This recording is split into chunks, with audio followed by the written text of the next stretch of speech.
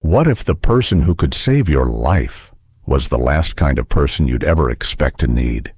Ethan Carver was a billionaire owner of Carver Resorts, a name whispered with admiration in every corner of the luxury travel world. He had money, power, and influence, but also a past that had just come back, not for his heart, but to destroy the empire he built.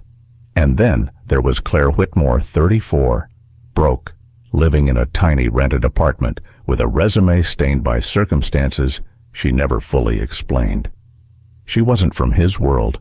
She couldn't even imagine it, but fate has a way of pulling the most unlikely people into the same storm. When Ethan's ex-girlfriend returned, spreading lies and circling like a shark, his only chance to protect his company was to find someone willing to step into his life, not just as his assistant, but as his fiancée. Could you, a stranger, walk into a billionaire's world and pretend to be the woman he loves, knowing the whole world is watching? This is a story of trust, class, and the kind of love that defies the odds. If it touches your heart, like, share, and tell me in the comments, what would you have done? Now, let's go back to where it all began. What would you do if someone from your past returned, not for your heart, but to destroy everything you've built? Ethan Carver stood motionless in his corner office, the panoramic windows framing a gray December morning over Portland Harbor. The water was restless, churning against the docks as gulls cut through the wind. He had always found the view grounding, a reminder of why he'd built Carver Resorts in the first place, to bring people to places like this, where the air was sharp and the horizon felt infinite. But today, the calm he usually drew from the sea wasn't there. A low chime broke the silence. He turned to see the light blinking on his desk phone. It was Tom Reynolds, his operations director, and one of the few people who knew when to bypass his assistant. Ethan. Tom's voice carried the kind of tension that meant bad news. She's here. Ethan's grip tightened on the receiver. Where Boston? The annual Northeast Tourism Conference.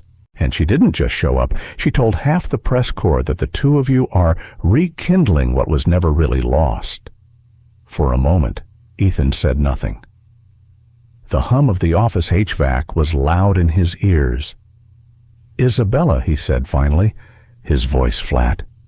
Yes, Tom confirmed, and it's already spreading online. Ethan replaced the receiver slowly, the muscles in his jaw tightening. Isabella Grant. Even the name was a disruption, dredging up memories he'd worked years to bury. 3 years earlier, they had been standing on a balcony in Paris, the city lights scattered like jewels beneath them. Isabella was radiant in a deep green dress, her hair swept up in a way that made her neck look impossibly graceful. She was talking animatedly, passionately, about an offer she'd received from a Milan-based fashion house. It's the kind of opportunity people dream of. Ethan, she'd said, her eyes shining. This could change everything for me. He'd tried to smile. For you. He agreed. But in that moment, he knew. She was choosing the runway over the relationship, ambition over the quiet life they'd once talked about. He couldn't fault her for it. He had his own empire to run. Still, the way she left one suitcase, a kiss that didn't quite land, and a promise to stay friends left a hollow ache he hadn't wanted to acknowledge. In the years since, he'd built walls, kept his life orderly, controlled. Carver Resorts expanded to new markets. He focused on numbers, not feelings, and Isabella became nothing more than a closed chapter. Or so he thought. Now, she was back, and not as a ghost from the past, but as a threat to his present. Ethan turned back to the window. The harbor was still there, unchanged, but it felt different, colder, He knew Isabella. If she was planting stories in the press, there was a reason. She never moved without purpose. And she was dangerous in ways that had nothing to do with romance. Her charm could sway investors. Her words could twist reputations into knots. The worst part was the timing couldn't be worse. Carver Resorts was in the middle of negotiating a partnership with a European luxury travel group. The deal was delicate, months in the making. Any sign that Ethan's personal life was messy or that he might be distracted could spook the investors. He crossed the office, the soft carpet muffling his steps, and reached for his phone again. His thumb hovered over Tom's number, then stopped. No, this wasn't something to react to blindly. Not with Isabella. He moved to his desk and sat down, pulling a legal pad toward him. Old habit. When problems arose, he wrote them down, forcing himself to see the issue in black and white. Problem Isabella Grant is telling people, we are reconciling. Risk investors lose confidence, deal falls apart, expansion project collapses. Objective neutralized the narrative before it gains traction. But how lawsuits were messy, and Isabella was media savvy enough to spin them in her favor. Ignoring her was risky silence could be read as confirmation. Counter-messaging was possible, but it needed credibility, not just denial. He leaned back in his chair, exhaling slowly. The truth was, he hated this kind of fight, not because he couldn't win it, but because it pulled him into a game where feelings were weapons. And with Isabella, feelings had always been a double-edged sword. The office door opened a crack, and Tom stepped in without waiting for permission. His weathered face was set in a frown. She's booked a seat at the investors' dinner next week, Tom said. Front row? If she gets near them, she could poison the whole thing. Ethan rubbed his temple. She's not going to get near them. Tom's brow lifted. You have a plan. Not yet, Ethan admitted, but I will. Tom hesitated. If I may, you can't fight her alone. She thrives on making things personal. Maybe it's time to change the story, give the press something else to talk about. Ethan glanced up sharply. What are you suggesting? Appearances matter. If she's trying to paint you as the lonely, distracted CEO, show them the opposite. Show them you're focused, grounded, hell, even happily attached. Ethan almost laughed. So you want me to parade around a fake girlfriend? Tom shrugged. If it keeps her out of the boardroom, why not? The idea was absurd, and yet, the more Ethan thought about it, the more it had weight. Isabella knew his patterns. She'd expect him to respond with silence or controlled statements. She wouldn't expect him to rewrite the narrative entirely. It would have to be someone believable, someone who could handle the spotlight without being rattled, someone who wasn't afraid of Isabella's brand of elegance-laced venom. His mind began turning over the possibilities, names, faces. None of them felt right. Until a memory surfaced. A woman in a coffee shop that morning. Sharp eyes, quick words, and not the slightest flicker of intimidation when she'd called him out. A smile tugged at the corner of his mouth, surprising even himself. Maybe. Ethan pushed the legal pad aside, stood, and walked back to the window. The wind had picked up outside, rippling the surface of the water. He could almost hear Isabella's laugh in the gust light, practiced and just a little bit cruel. Fine. If she wanted a game, he'd give her one, but this time, the rules wouldn't be hers. And somewhere in the back of his mind, the thought took root. Perhaps the perfect counter to Isabella wasn't just a strategy, but a person he hadn't even met properly yet. The kind of person who might just turn his carefully managed world upside down. He turned back toward the harbor, the winter light catching on the edge of his watch. Somewhere in this city, the woman with the sharp eyes and sharper words was going about her day, unaware of the storm she'd just stepped into. He didn't know her name yet, but he would before the day was over. Claire Whitmore had never been much of a morning person, but lately, mornings felt heavier than they used to. The little apartment she rented above a bakery in Portland smelled faintly of bread and cinnamon, a comfort she'd come to rely on. Still, it wasn't enough to mask the reality she faced every time she opened her laptop, an inbox full of "we regret to inform you" replies. At 34, she hadn't imagined starting over from scratch. For nearly a decade, she'd built a career in marketing, climbing from junior copywriter to director until the startup she worked for collapsed in a matter of weeks. She'd walked out of the glass office with a banker's box of personal things and a severance check that barely covered a month's rent. Now, the savings were dwindling. The student loan balance loomed like an immovable shadow. She'd started cutting back canceled streaming subscriptions, bought second-hand clothes, but there were limits. Bills didn't wait for dignity. Today, though, was a rare flicker of hope, an interview at Carver Resorts. Even an assistant position here would mean stability, and stability was starting to feel like a luxury. She left the apartment with her hair still slightly damp from the shower, tugging her coat tighter against the cold. Portland mornings had that sharp edge in December, the kind that made your breath visible and your fingers ache. She stopped at her usual coffee shop, knowing she'd need caffeine to settle the nervous knot in her stomach. The line was short, just 3 people ahead, until a tall man in a navy overcoat stepped in from the side, straight to the counter. Claire blinked. Maybe he hadn't seen the line. "Excuse me," she said, trying for polite. He didn't turn, just gave the barista his order in a low, confident voice. Something in her chest tightened. It wasn't just the line, it was the assumption, the way he acted like he belonged wherever he stood. "Money doesn't buy you manners," she said, louder than she meant to. That made him turn. His eyes were a striking gray blue, cool as winter water, studying her for a moment longer than was comfortable. There was the faintest curve at the corner of his mouth, but no apology. He simply nodded once, took his coffee, and left. Claire exhaled, feeling heat rise in her cheeks. Maybe she shouldn't have said it, but then again, maybe someone needed to.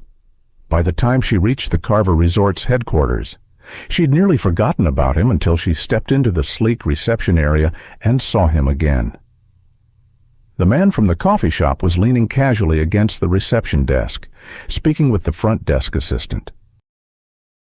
This time, he was without the overcoat, revealing a tailored suit that looked like it had been made for him, which it probably had. The receptionist looked up. "Ms. Whitmore, Mr. Carver will see you now." It took her a second to process the name.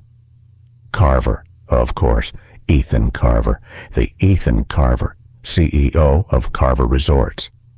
The man's gaze met hers, and in that moment, she knew he remembered her too. There was a flicker of amusement, maybe in those storm-colored eyes. "Ms. Whitmore," he said evenly, extending a hand. "Shall we?" The walk to his office felt longer than it was. Floor-to-ceiling windows offered sweeping views of Portland Harbor, the same view she'd admired countless times from the ferry terminal, never imagining she'd see it from here. Ethan gestured toward a chair. "You're here for the assistant position?" "Yes," Claire said, keeping her tone steady. His questions started out standard, her background in marketing, her experience with scheduling and event planning, but there was an undercurrent in the room, a subtle weight to the pauses between his words. "Why Carver Resorts?" he asked finally. Claire hesitated, then decided against the polished answer she'd rehearsed. "Because I need a job, and because I'm good at mine, even if my last company went under." She met his gaze directly. "I believe in working hard. I don't believe in pretending things are perfect when they're not." A muscle in his jaw shifted, almost imperceptibly. "You speak plainly," he said. "I find it saves time," she replied. For the briefest moment, the edge in his posture eased. He asked a few more questions about her organizational habits, her ability to travel on short notice. She answered without embellishment, letting the facts stand on their own. When the interview ended, Ethan stood. "Thank you for coming in, Ms. Whitmore." She rose too, resisting the urge to read anything into his tone. As he walked her back toward the reception area, she caught a glimpse of him in the glass wall's reflection, shoulders squared, expression unreadable. But something in the way he looked at her, just before she stepped into the elevator, made her wonder if she just passed some test she didn't know she was taking. The elevator doors closed, and Claire let out the breath she'd been holding. She had no idea that the man she'd called out in a coffee shop that morning was about to offer her the strangest and most life-altering job of her life. Claire left the room with the same calm stride she'd entered, though Ethan caught the flicker of curiosity in her eyes before the door shut. He leaned back in his chair, staring at the closed door for a long moment. Outside, the harbor wind pressed against the glass, restless and cold. As the door closed behind her, Ethan's mind was already working faster than the tide outside his window. Maybe she wasn't just another candidate. Maybe she was the solution he hadn't dared to consider until now. Claire had barely settled into the worn leather chair across from Ethan when he closed the file in front of him and looked her dead in the eye. "I'm going to be upfront with you," he began, his voice carrying the kind of calm that suggested he'd already weighed the consequences. "The position I'm offering isn't exactly standard." Claire arched a brow. "I figured. Your HR manager said you wanted to speak to me personally. That's not common for an assistant job." "It's not just an assistant job," he said, leaning forward, forearms braced on the desk. "Yes, I need someone to manage my schedule, coordinate travel, handle investor correspondence, all the usual things." But he paused just long enough for her to notice the tension in his jaw. "I also need you to play a role. Publicly." Claire tilted her head. "What kind of role, my fiancée?" The word dropped between them like an anchor hitting the harbor floor. Claire blinked, certain she'd misheard. "I'm sorry, you're—" "What, my fiancé?" he repeated, not flinching. "In public, at certain events, you'd be presented as someone I'm engaged to." She laughed once, sharp and disbelieving. "That's not exactly in the job description?" "No, it's not," he admitted, "but there's a reason." He swiveled slightly toward the window, the winter light etching the hard lines of his face. "Isabella Grant, my ex, has resurfaced. We ended things years ago, but she's decided to insert herself back into my life, and worse, into my business."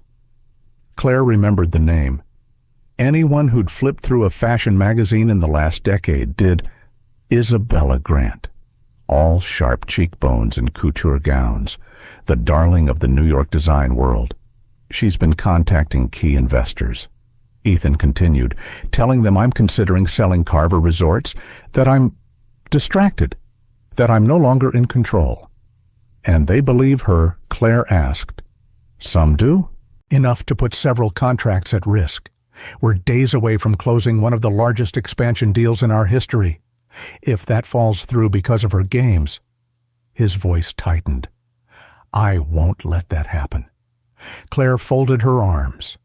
"So, your solution is to fake a relationship, to make it clear to everyone, investors, media, the industry, that I'm stable, focused, and moving forward, that my personal life is settled." His gaze locked on hers.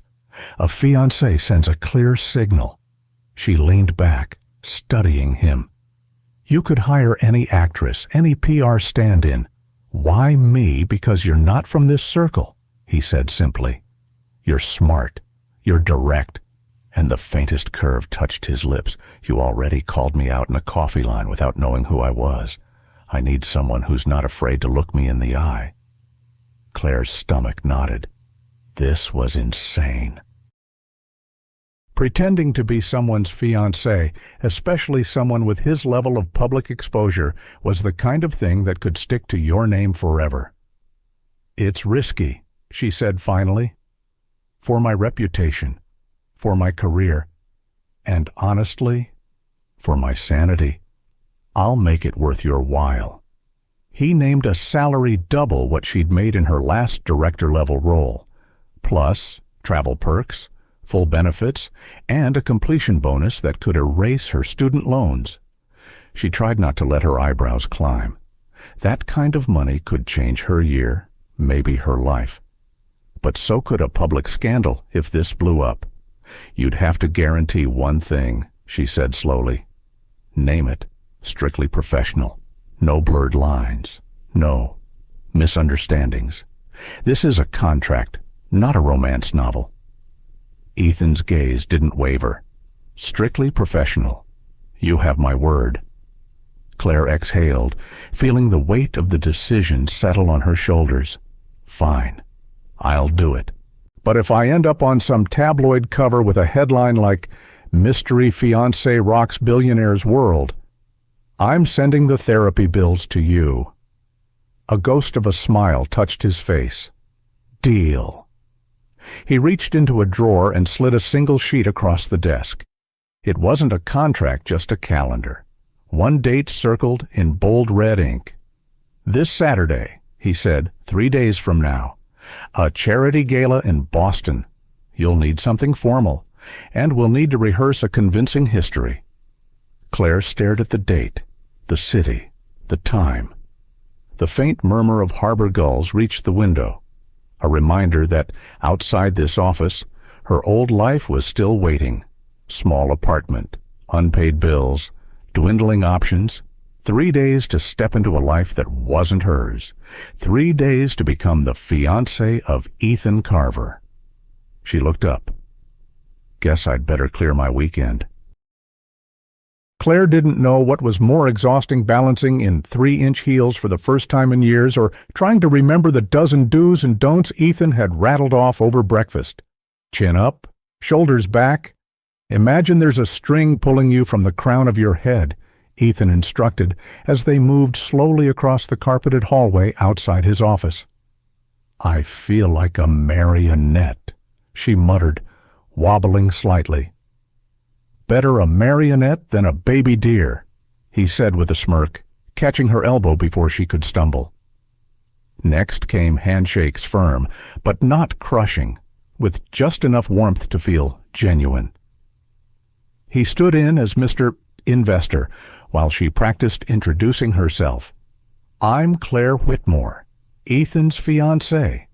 It's such a pleasure to meet you," she recited, adding a small smile. "You sound like you're reading a cereal box," he teased. "Try it again, but like you actually want to be there." They moved on to small talk. Ethan quizzed her on the latest market news, current events in travel, even the weather patterns in the Caribbean. "Investors love talking about themselves," he explained. "Ask questions, listen, and make them feel like they're the most interesting person in the room." Claire was about to reply when her heel caught on the edge of the conference room rug. She lurched forward, grabbing the nearest thing for balance, which happened to be a coffee carafe. The lid popped loose, and a thin stream of coffee arced across the polished table before splattering onto a stack of presentation folders. She froze, mortified. Oh no, Ethan's laugh was low, almost amused. "Congratulations. You've baptized my quarterly reports. Great. At least now they smell like Colombian roast," she groaned, reaching for paper towels. Instead of scolding, Ethan grabbed the towels first, crouching beside her to blot the mess. "Relax. This table's seen worse."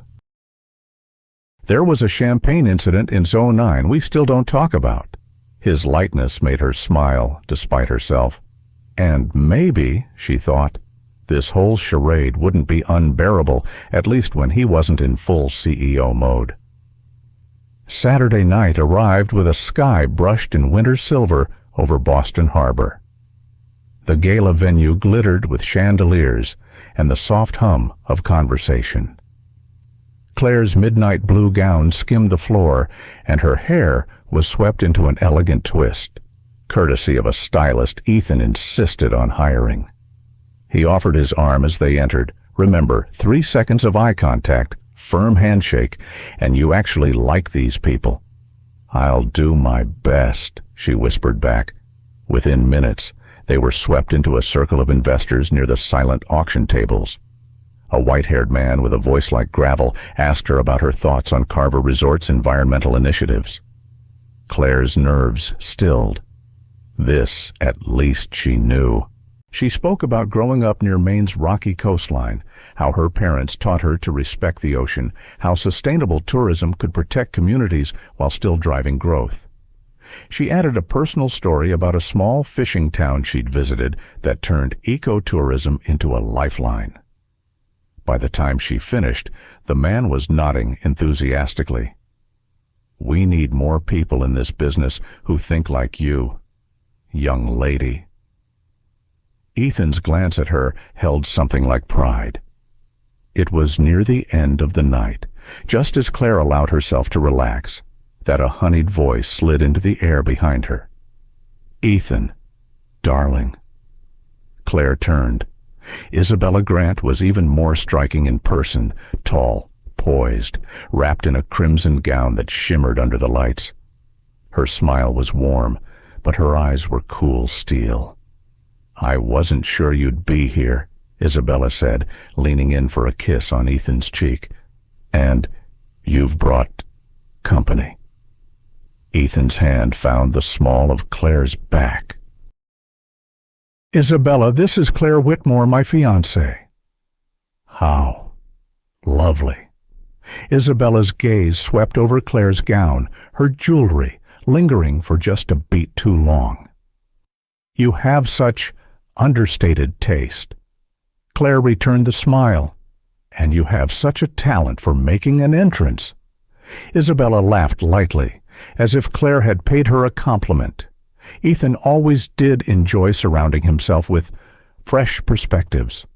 She turned to the small group around them, her tone syrupy sweet. "I suppose we'll be seeing much more of each other." The group chuckled politely, but Claire caught the subtle tilt of Isabella's chin, the silent claim of territory, the implied challenge. By the time Isabella drifted away, leaving a faint trail of perfume and tension, Claire's pulse was thrumming. Ethan glanced down at her. "You okay?" "Oh, I'm fine," Claire said evenly. But inside, she knew something for certain. Isabella Grant wasn't just a nuisance from Ethan's past, she was a strategist, and she'd just marked Claire as her next opponent. The next morning, the sound of her phone buzzing dragged Claire out of sleep.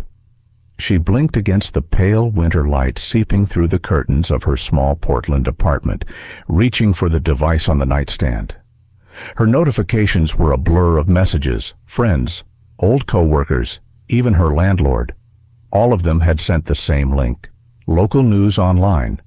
Former marketing executive fired for budget fraud. Now engaged to Ethan Carver. Claire sat up, the blood draining from her face. A grainy photo of her leaving her old office was plastered at the top, paired with a cropped image of what looked like financial records with her name circled in red. Her chest tightened.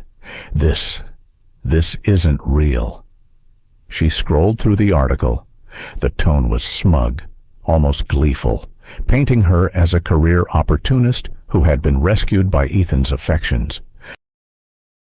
The so-called evidence was a single screenshot of a budget spreadsheet highlighting an unapproved expense. Her stomach churned. She hadn't thought about that job in months, but she knew exactly what this was. With trembling fingers, She dialed a number she hadn't called in a long time. "Jenny, it's Claire. Did you see the piece?" Her former colleague's voice was low, urgent. "I did. Claire, it's garbage. That expense. It was approved. The CEO's signature is right there in the original file. What they posted has been altered." Claire squeezed her eyes shut. "So, someone doctored it?" "Yeah. And I have no doubt who," Jenny said grimly. "Be careful. If they're willing to fake documents, they're not playing fair." An hour later, she was standing in Ethan's office, the winter wind rattling against the tall windows behind him. He was pacing, his phone in one hand, jaw tight. "I've already spoken to my legal team," he said without preamble.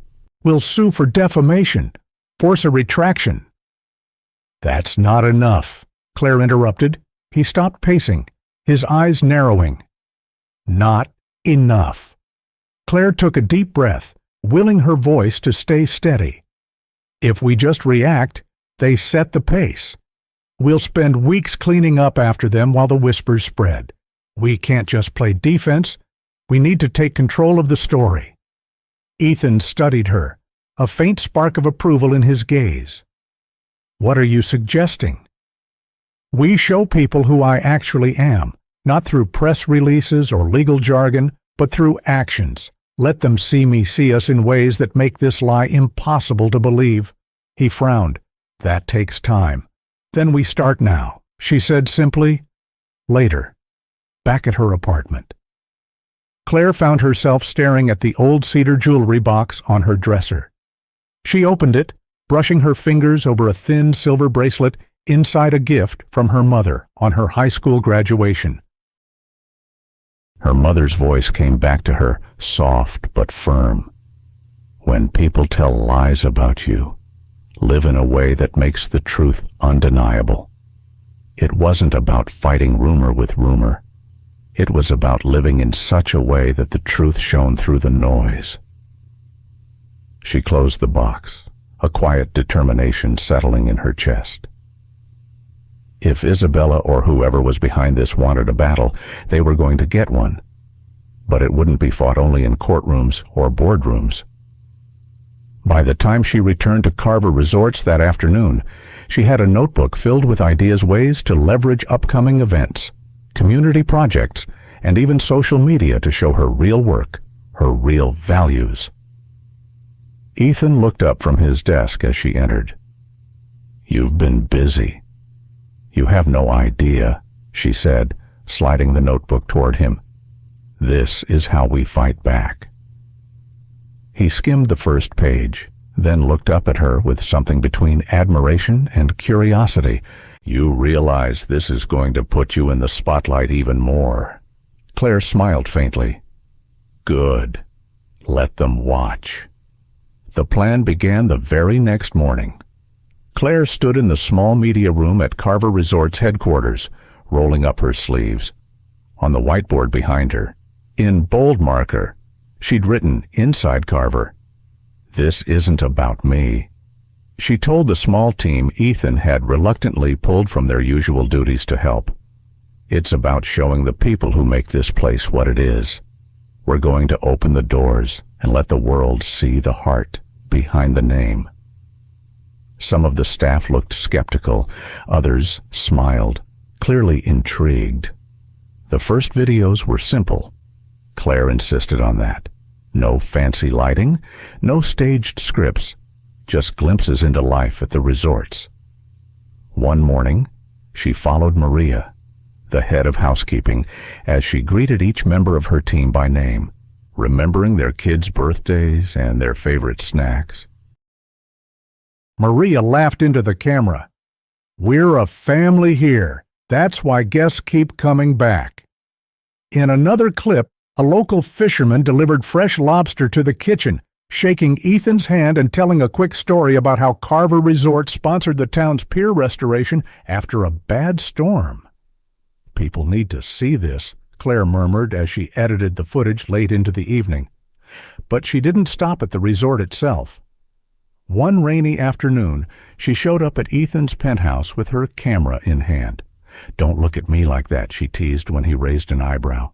"You said you'd let me do this my way." Her way included filming him in the kitchen, sleeves rolled up, trying and failing to flip pancakes without breaking them. "You're really going to use this?" he asked, laughing as another pancake hit the counter. "Absolutely. People like honesty, and apparently bad pancake skills." Another day. She filmed him at the nursing home, gently adjusting a blanket over his mother's lap. He sat with her, playing soft tunes on the piano in the corner of the common room while residents hummed along. No corporate mask, no CEO polish, just a son spending time with his mother. The turning point came with a single, quiet afternoon. Claire had been filming B-roll for the campaign when she stumbled upon Ethan in the resort's game room, sitting across a chessboard from an older man in a worn navy ball cap. She started to step back, not wanting to intrude, but Ethan waved her over. "Claire, meet Tom. We served together back in the Navy." Tom grinned, his eyes crinkling. "Your boss here used to beat me at chess every week. Still does, though I'm catching up." As the game went on, Ethan began telling stories about deployments, about the nights when the sea was so dark it felt like they were floating in space, about the brothers in arms who never came home. When Tom excused himself, Ethan stayed behind, staring at the board. "After I left the Navy, I knew I wanted to build something that gave people a sense of belonging. That's what Carver Resorts is to me, a safe harbor." Claire lowered her camera slowly. She knew the world needed to hear that, but in that moment, she also knew something else. She was beginning to see Ethan in a way she hadn't expected. Within a week, the hashtag #InsideCarver was everywhere. Guests posted their own stories, wedding anniversaries celebrated on the beach, Christmases spent by the lobby fireplace, family reunions where staff joined in the photos. Local businesses chimed in, praising Carver Resorts for sponsoring youth sports, funding coastal cleanups, and supporting small vendors. One clip, Ethan burning pancakes and laughing until tears rolled down his face, had over 2 million views. But the one that drew the most comments was the quiet chess game with Tom, paired with Ethan's words about safe harbors. "This," one commenter wrote, "is why I trust this man with my vacations and my money." Ethan watched the momentum grow with a mixture of pride and surprise. Each time he scrolled through the campaign's feed, his gaze lingered on the moments Claire had chosen. They weren't just flattering, they were human, and more. He found himself watching her too, when she was editing late at night, hair pulled back, biting her lip in concentration. When she laughed with the staff in the break room, making even the most reserved employees open up. He didn't say anything. Not yet. There was too much at stake, and he wasn't sure if what he felt was part of the act or something else entirely. On the 10th day of the campaign, Claire walked into his office holding the latest analytics report. Hashtag still trending. Engagements through the roof. More importantly, investor sentiment is up 20%. Ethan leaned back in his chair, scanning the numbers. "You've done something remarkable here, Claire." She smiled, but there was a flicker of something in her eyes, pride, maybe, but also a quiet uncertainty. "We've done it. Together." He wanted to tell her how much that meant to him. Instead, he simply nodded, keeping his thoughts tucked away for now. Because if Isabella thought she could shake him by attacking Claire, she'd just learned the truth. This was a fight they were going to win. The ballroom at the Portland Harbor Grand was draped in warm, golden light, the air filled with the sound of clinking glasses and the low hum of conversation. Chandeliers sparkled overhead as the guests, investors, partners, longtime employees mingled among displays showing the history of Carver Resorts. Ethan stood near the entrance with Claire at his side, both dressed to perfection. Her sapphire gown caught the light with every movement, while his tailored black suit made him look every bit the man in control. At least, that's what they needed everyone to believe. Claire was smiling politely at a board member when a sudden stir by the doors caught her attention. She turned, and there she was, Isabella Grant. The room seemed to pause for a fraction of a second as she entered in a floor-length crimson dress, the kind that made every photographer in the room pivot toward her. Her dark hair framed her face in flawless waves, and her smile was calculated warm enough for the cameras, sharp enough to cut through steel. Of course she wore red, Claire murmured under her breath. Ethan didn't respond, but she could feel his posture tighten beside her. Isabella worked the room like she owned it, air-kissing old acquaintances, shaking hands with investors, offering quotes to the press stationed near the bar. It wasn't long before she crossed the floor in slow, deliberate steps, zeroing in on Claire. "Claire Whitmore," she said, her voice smooth as silk. "I've heard so much about you." "Funny," Claire replied, keeping her smile even. "I've heard quite a bit about you, too." Isabella's gaze flicked to Ethan across the room, then back to Claire. She leaned in just enough for only Claire to hear. "He'll always come back to me," she whispered, her perfume heavy in the air. Men like Ethan, they don't rewrite their stories. They just circle back to where they belong. For a heartbeat. Claire felt her pulse in her throat. She wanted to tell Isabella that she didn't scare her, that she wasn't just some placeholder in Ethan's life, but the words stuck. Not because she believed Isabella, but because some small, traitorous part of her feared the possibility. And then Ethan was there. He'd crossed the floor the moment he'd seen Isabella lean in. Without hesitation, he reached for Claire's hand, his grip steady, warm. "Excuse us," he said to Isabella, his tone polite but final. "We have something to take care of." He didn't stop until they were at the small stage at the front of the room. Conversations began to quiet as people noticed them. The spotlight shifted. Ethan stepped up to the microphone, still holding Claire's hand as though letting go wasn't an option. "Good evening," he began, his voice carrying over the crowd.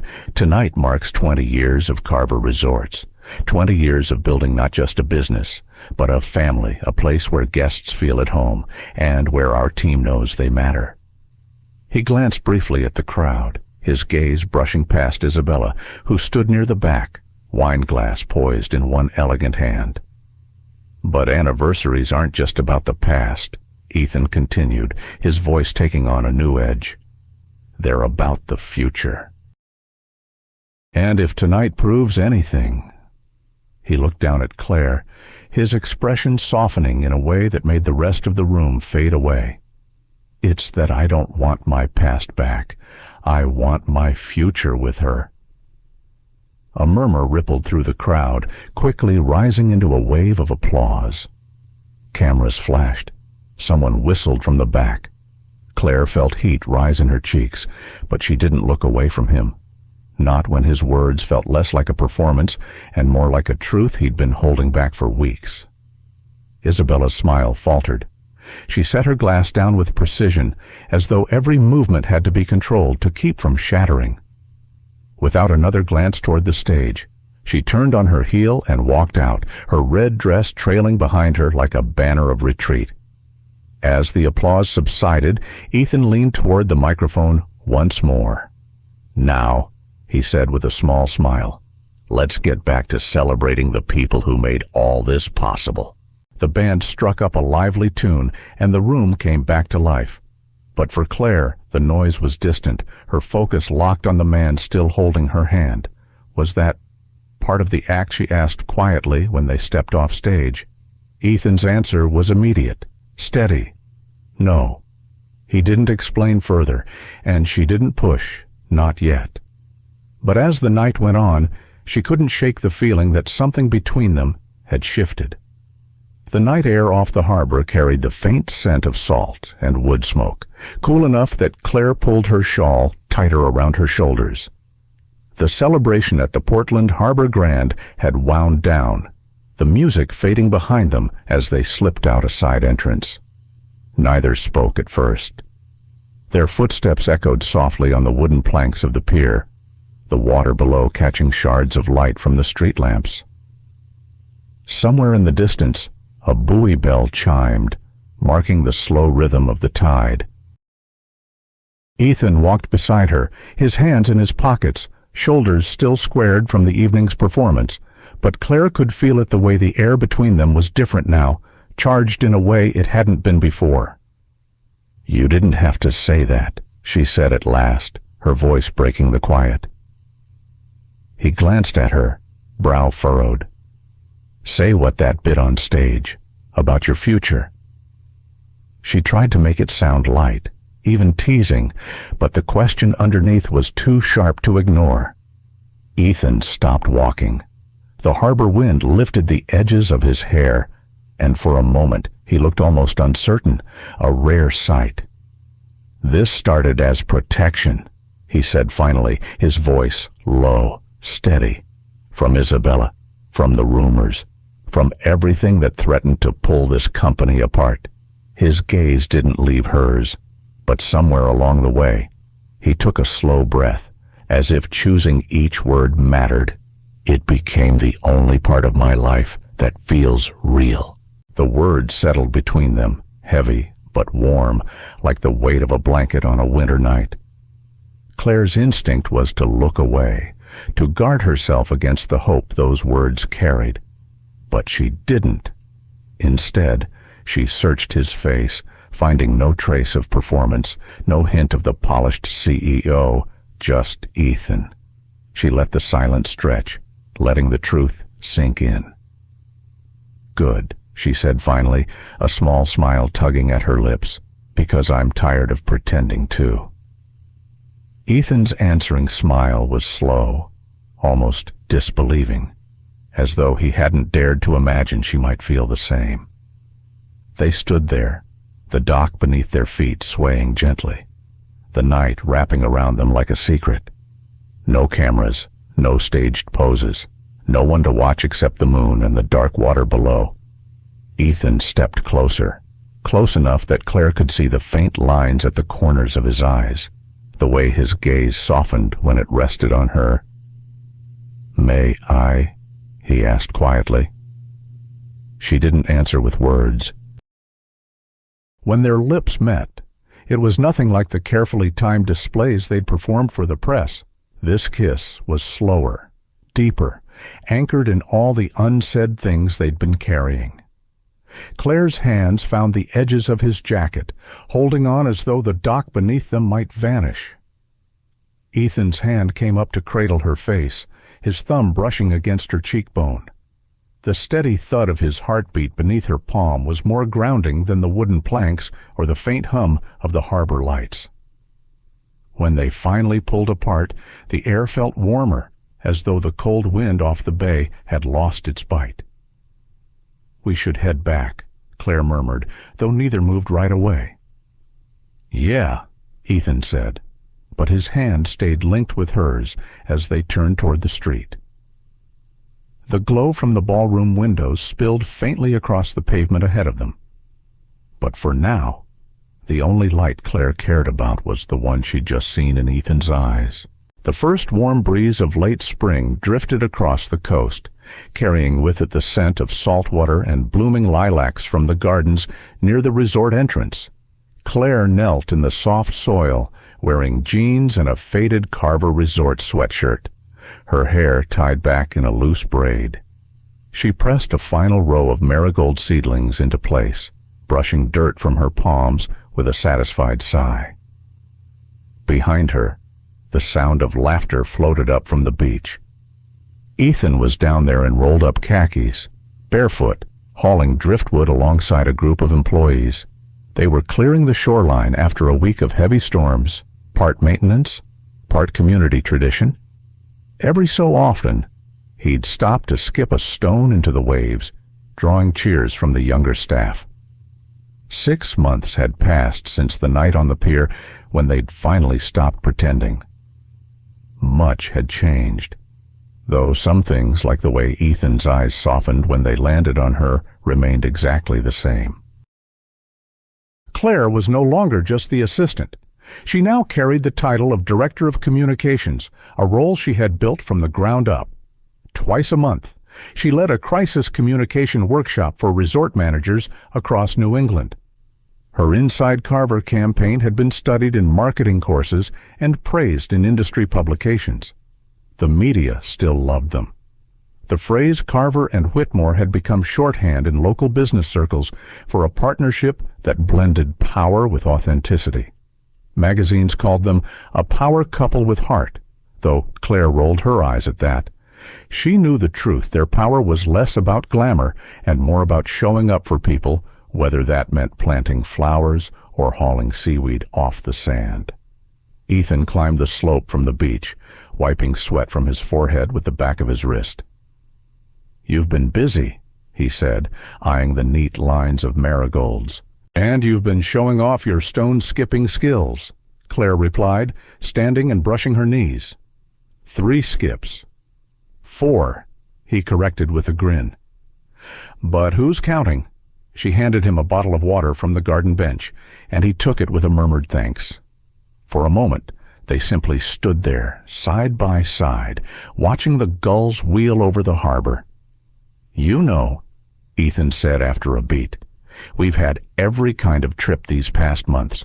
Press tours, investor meetings, conferences, and not one of them," Claire finished, "was actually a vacation." "Exactly." He glanced at her. "What do you think about a week, just us? No work, no schedule, no phones, if we can stand it." Claire tilted her head, pretending to weigh the idea. "Dangerous. We might remember we have lives outside this place. That's the point."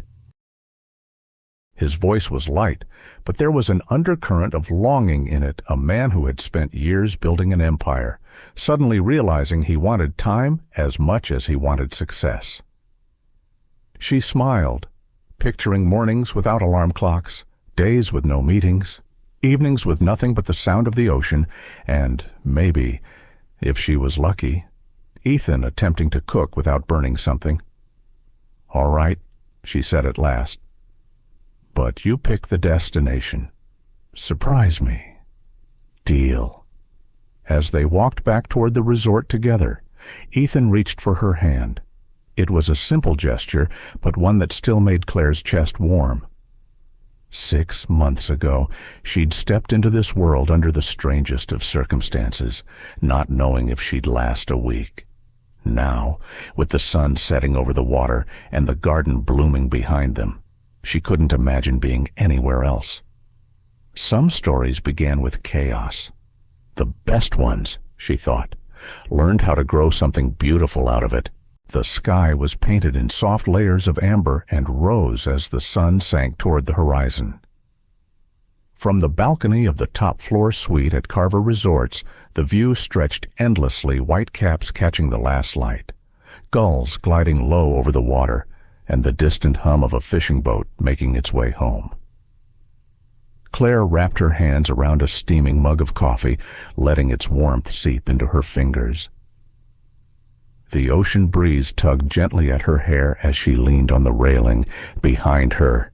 Ethan stepped out, also carrying a mug, his tie loosened and his shirt sleeves rolled up. They had just finished hosting the resort's annual charity weekend, an event that not only raised a record-breaking sum for local coastal conservation, but also brought together investors, employees, and the small-town community in a way Claire had never seen before. It was the last item on their calendar for weeks. For once, there was no looming crisis, no uninvited appearances from the past, no media storm to weather. Isabella had quietly left the public eye months ago, retreating overseas after selling her struggling fashion brand. The rumors she'd once tried to weaponize had long been replaced by stories of Carver Resort's innovations and the steady, undeniable success Ethan had built. Even the investors who had once hesitated now praised the company's direction, and some, privately, admitted that seeing Ethan with Claire had reassured them more than any quarterly report ever could. Claire took a slow sip, savoring the coffee in the moment. "Still think hiring me was just a business decision?" she asked, a playful glint in her eyes. Ethan chuckled, leaning beside her on the railing. "Best investment I ever made," he said without hesitation. She arched an eyebrow. "Better than buying the Blue Harbor property before the market spike, better than all of it," he replied. His voice softened, losing its usual businesslike edge. "Because none of that would have mattered if I'd let myself keep living like I was building walls, keeping everyone at arm's length. You broke through that, even when I was too stubborn to admit I needed you."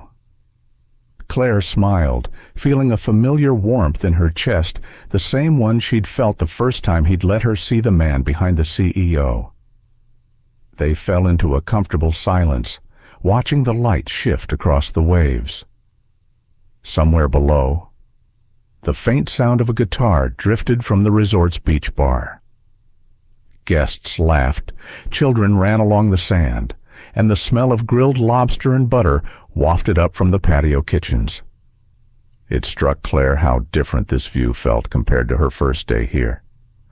Back then, she'd walked into Ethan's office with nothing but a resume, a dwindling bank account, and no idea that her life was about to change. What had begun as a contract, a role to play, had grown into something neither of them had planned for. Something real. Ethan glanced at her, his expression thoughtful. "Do you ever wonder," he said, "what would have happened if you'd said no that day, if you'd walked out of my office?" She let out a soft laugh. "I'd probably be in some tiny apartment, still paying off my student loans, yelling at people who cut in line at coffee shops." He grinned. "And I'd still be, well, me, alone, fighting battles I didn't have to fight alone." Claire reached over, resting her hand on his. "Then I'm glad we didn't get that version of the story." As the sun dipped lower, Ethan turned to face her fully. "Claire, you've given me more than help with my company. You've given me a life again, and I know we've taken this slow, and that's been right for us. But I want you to know whatever the next chapter looks like, I'm not going anywhere, not without you. It wasn't a proposal, not tonight. It didn't need to be. It was a promise, steady and sure, spoken in the kind of voice that didn't waver. Claire felt the tightness in her chest ease. "Good," she said softly, "because I'm not going anywhere either." The last sliver of sun sank beneath the horizon, and the ocean shifted to a deep, endless blue.